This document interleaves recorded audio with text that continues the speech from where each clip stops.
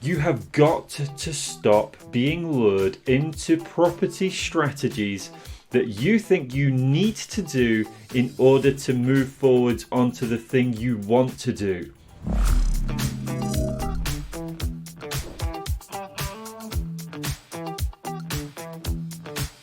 Now that's really, really important. I'll just repeat that. Don't think that strategies are needed to get to where you want to go. Quite often you hear about strategies such as rent to rent, rent to serviced accommodation. It might even be deal packaging. And you're told that that's a good starting point in order to build up a deposit, build up the capital, and then go and invest for yourself. Now let's just think about this for a second. So if we're looking at potentially a deposit of £25,000 in order to invest in a property for yourself, and potentially, sub 100k, that's just going to be a deposit. That doesn't include stamp duty, it doesn't include refurbishment costs. So the reality is 25k is probably quite a low amount. Now let's just work out an average rent-to-rent property generates you even, let's say, a hopeful £1,000 a month cash flow. So every year that's £12,000 that you create. Just 1 year, £12,000 of cash flow based on 100% occupancy, based on no maintenance being needed for that property and nothing coming out of the blue that surprises you with a bit of extra cost. Now, of course, you're also going to have to go and generate more revenue in terms of adding a couple more rent-to-rent properties onto there to be able to make the money that you need to save up for that deposit, all whilst managing the headaches that are associated with those properties, which are fine if you're ready for it and that's what you want to do, but not great if it wasn't something you were interested in the first place, especially if the strategy that you want to do is flipping, which is not having tenants to manage at all. So why would you do that when there are alternatives, which I'll come on to in just a minute?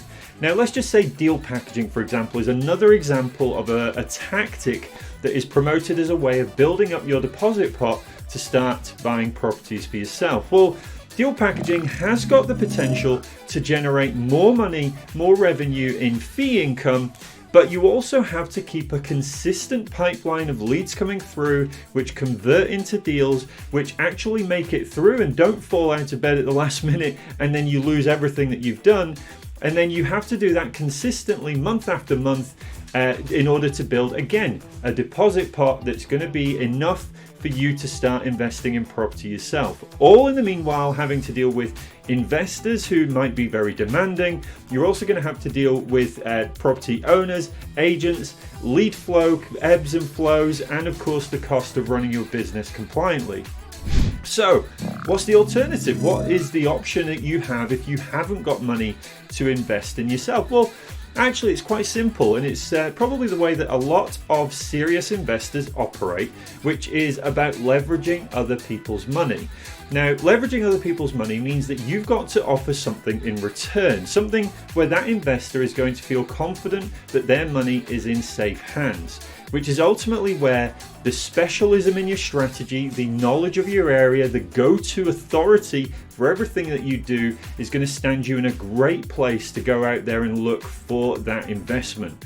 Now, of course, why would anyone lend you the amount of money that you need in order to start building your own portfolio? Well, guess what? It happens every day, and it can happen for you as long as you approach it in the right way.